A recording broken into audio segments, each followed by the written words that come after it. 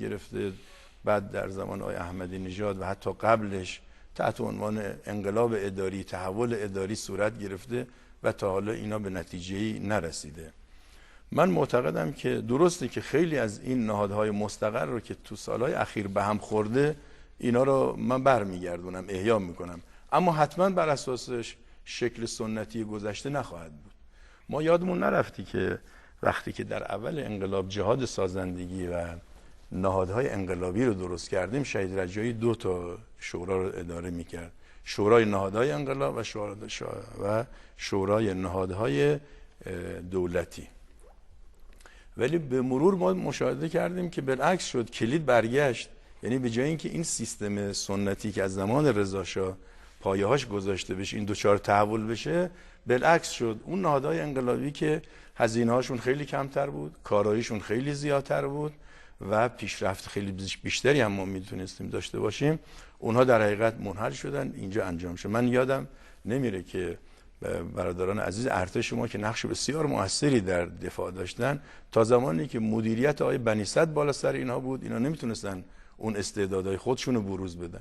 ولی وقتی افرادی مثل برادرمون صیاد شیرازی اومد بالا سر اینها قرار گرفت، چون الگوی مدیریت عوض شد، خود سازماندهی ارتش هم تغییر پیدا کرد و اصلا ارتش تبدیل به یک نیروی هجومی بسیار قدرتمندی در کنار سپاه شد. ما مشکل اساسیمون الان این نیست که یه تیمی برن و یه تیمی بیان. ما باید الگوی مدیریت کشور رو عوض کنیم. همین مناقشات، همین دعواها، اینا بر اساس چرا این پیش میاد؟ یعنی دولت ائتلافی من خیلی کاملا روشنه. دولت ائتلافی من مثل همون دهه اول انقلابه. مگر یه کسی که رئیس جمهور میشه به این دلیل که اکثریت رو بهش دادن باید اقلیت حذف کنن؟ چه کسی این حرفو زده؟ مخصوصا در مردم سالاری دینی، ما که مدعی دین خدا هستیم و معتقد به وحدت و برادری هستیم، مگه ما چون رأی آوردیم باید یه اتوبوسی را بندازیم و بقیه رو بیرون بکنیم؟ اتفاقا خود این جزء نگرانی‌های من است که آیا برادر عزیزمون آقای میر حسین موسوی اگر رئیس دولت شدن، باز ایشون شروع میکنن به این که تعداد زیادی از این کسانی که الان تو این دولت کار میکنن اینا رو بیرون میریزن، یا نه ایشون میخواد یه مدل جدیدی رو درست کنه از حکمرانی؟ من میگم دولت ائتلافی روشنه، من خیلی بحثم روشنه، با همه هم دوست و رفیق هستم، با همه عزیزانی که توی کشور هستن و من میگم از همین استعدادها استفاده میکنم. اونم نه تنها چپ و راست، ما نخبگان کشور رو که تنها در تهران نداریم، الان در تبریز، در مشهد، در اصفهان، در شیراز، در اهواز، در کرمان، دانشگاه‌های چه آزاد چه دولتی حقیقتاً یک حجم انبوه و کارآمدی از کارشناسان ما رو درست کردن که تو خود اون محل هستن. ما در دبیرخانه مجمع تشخیص مصلحت نظام به نتیجه رسیدیم که نباید ما همش از نخبگانی که تو تهرانن استفاده کنیم. بسیاری از اساتید دانشگاه صاحب نظر در استان‌ها و شهرستان‌ها هستن. آخرش اومدیم یک مجمع عالی نخبگان رو به صورت NGO درست کردیم که از اون طریق ما نظراتی میگیریم، به مجمع میدیم که دبیرخانه ما در حقیقت در استان‌ها شاخه و شعبه‌ای نزنه، دفتری در حقیقت ایجاد نکنه. چرا؟ چون ما دیدیم که حجم نخبگان کشور خیلی در حقیقت زیاد شده و امروز نظام اداری باید متحول بشه. امروز ما اگر بخوایم آیتی بیس رو در ادارات داشته باشیم، اگر بخوایم تغییرات اساسی رو داشته باشیم، حتی سازمان مدیریت برنامه‌ریزی رو که من دوباره احیا میکنم حتما به شکل گذشته نخواهد بود. ما باید به دنبال دولت الکترونیک بریم، دولت چابک بریم، دولت کیفی بریم، اما بحث من تنها به اینجا خط پیدا نمیکنه.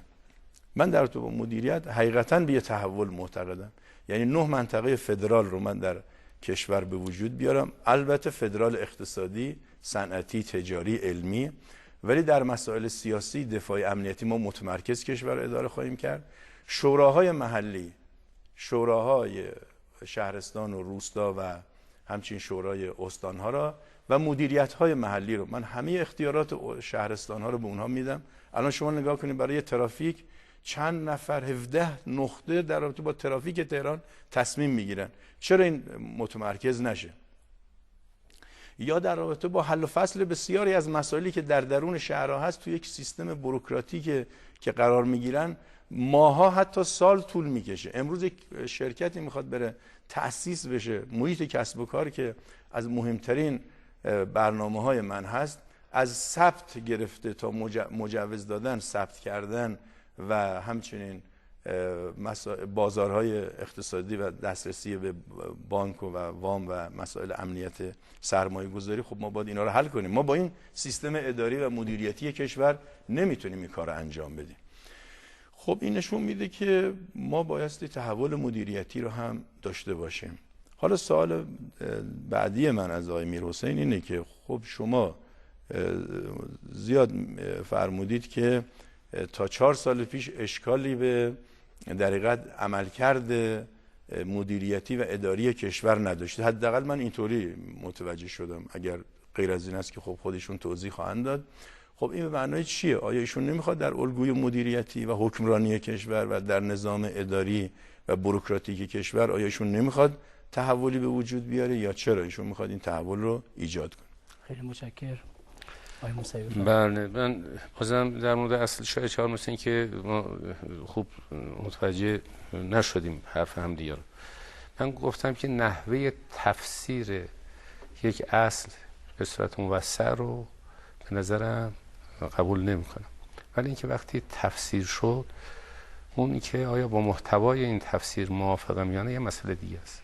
من با اصل 44 موافقم، ولی اعتقاد دارم که این کار صرف شعار یا صرف اینکه ما این کار رو انجام بدیم صورت نمیگیره، بلکه برای این کار یه سازماندهی قوی میخوام. علت این که آلمان غربی رو مثال آوردم، نمونه‌های دیگه هم در جهان هست.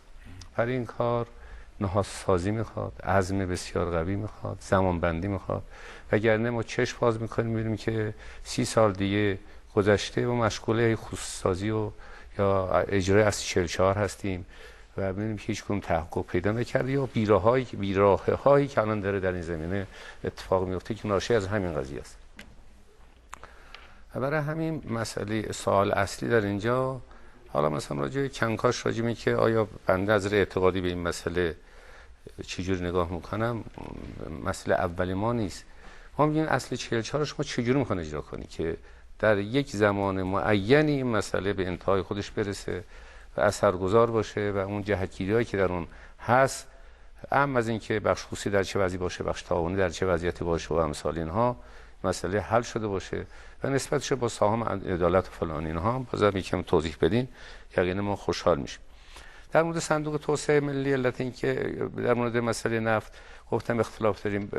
من به موضوع برمیگردم که دیدم که در صحبت شما با جناب آقای کروبی بحث بازم همون توضیح 70,000 تومان و امثال اینها رو من احساس کردم در اینجا هست.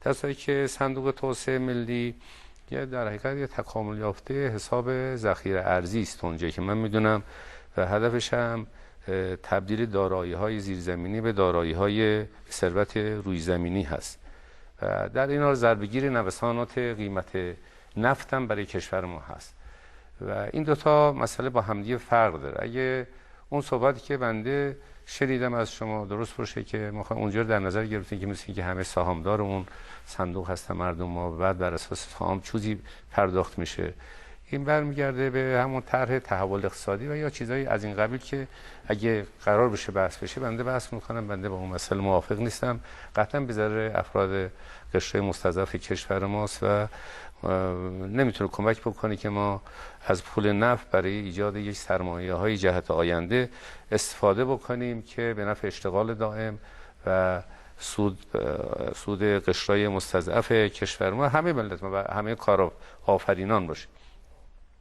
علتی که این قضیه رو گفتم به این بنده اون وقت مسئله به اصطلاح بازبینی یا تجدید نظر در مدل اداری رو صرف این نمیدونم که آیا مثلا نقد داریم به وضعیتی که پیش اومد. بندم به اصطلاح تغییر کامیونی مدیرای موقعی کردم، واقعا همینجور شد. یعنی قدیم هر کس میومد یه لایه نازک از این مدیر رو عوض میکرد، در دولت جدید ماشاءالله از بالا تا پایین حتی کسی که چای میوردن بعد جام عوض کردن و خب این کشور رو دچار به اصطلاح مشکلات میکنه. و بنده مثلا مطرح کردم که در رابطه با آینده در مورد دولت